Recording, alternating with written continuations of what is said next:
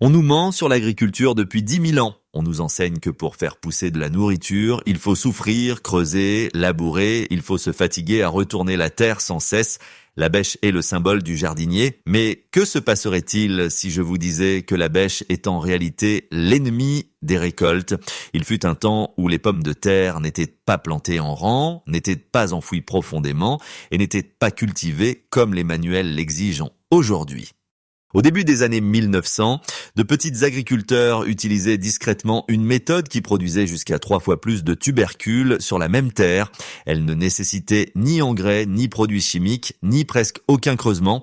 Puis elle a disparu, non pas parce qu'elle échouait, mais parce qu'elle fonctionnait trop bien en dehors du système industriel. Dans les années 1970, une femme de 80 ans nommée Ruth Stout a redécouvert ce secret.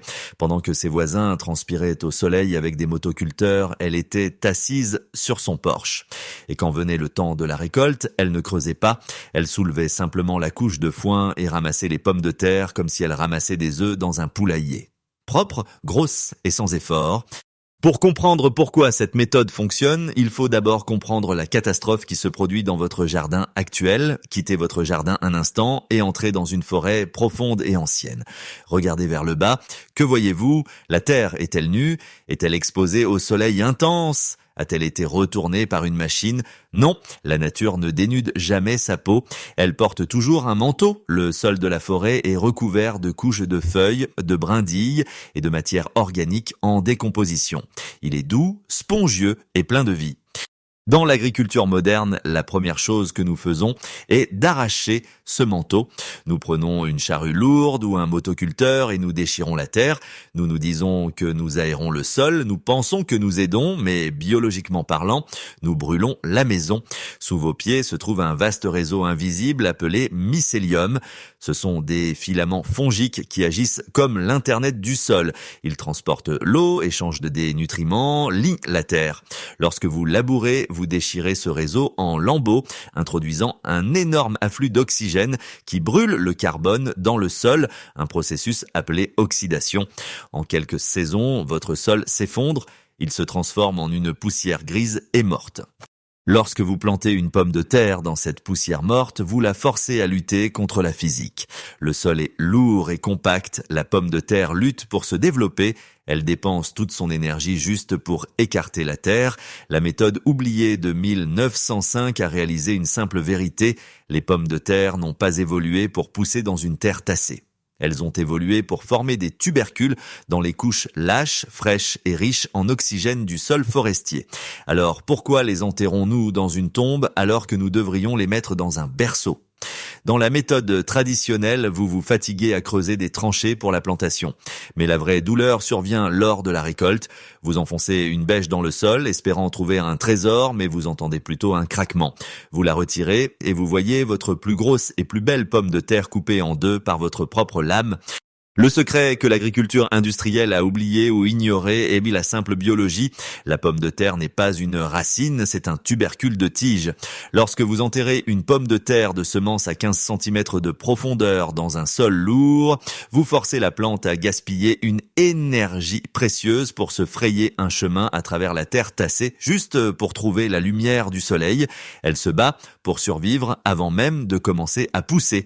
Mais la méthode oubliée inverse la situation. Elle utilise la stratification verticale. En 1905, les agriculteurs ont réalisé que les stolons de la pomme de terre, c'est-à-dire les tiges qui produisent donc les tubercules, poussent mieux dans des environnements lâches, sombres et riches en oxygène. Ils n'ont pas besoin de terre, ils ont besoin d'obscurité et d'humidité. Ruth Stout a poussé ce concept à l'extrême, elle a placé les pommes de terre de semences directement sur la terre dure, sans creuser. Elle les a recouvertes d'environ 20 cm de vieux foin.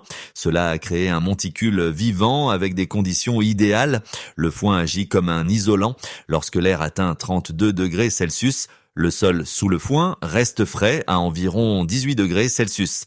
C'est crucial car au-dessus de 24 degrés Celsius, les pommes de terre cessent de former des tubercules. La fraîcheur prolonge la saison de croissance. La vraie magie est l'oxygène. Le foin poreux permet au stolon de respirer et de se développer librement. La plante produit des tubercules continuellement le long de la tige, transformant le jardin en une usine efficace. Voici comment appliquer efficacement cette méthode. Première étape, l'aménagement. Ne labourez pas le sol, fauchez les mauvaises herbes en laissant les racines. Placez les plants directement sur la surface, environ tous les 30 cm. Ne les coupez pas, les pommes de terre entières sont moins susceptibles de pourrir. Deuxième étape, le recouvrement, c'est très important. Recouvrez les pommes de terre d'au moins 20 à 25 cm de matière organique meuble, foin, paille, feuilles. Il doit faire sombre. Le soleil fait verdir les tubercules et produit de la solanine toxique. Troisième étape, l'entretien, ou plutôt son absence. Laissez simplement le jardin. Le système ne nécessite ni bottage ni désherbage car le paillis bloque les mauvaises herbes. L'arrosage est minimal car le paillis retient l'humidité. Quatrième étape, la récolte. En automne, lorsque les plantes meurent mais n'utilisez pas de bêche, écartez la couche de paillis, les pommes de terre seront posées sur la surface du sol, propres, sèches et grosses. Vous les récolterez sans effort, en évitant les dommages et les maux de dos. Cependant, avant d'utiliser le foin, soyez conscient d'un piège moderne, la contamination par des herbicides tels que les aminopyralides. Ces substances sont persistantes et peuvent empoisonner le sol jusqu'à 3 ans, entraînant l'enroulement et le flétrissement des feuilles de pommes de terre.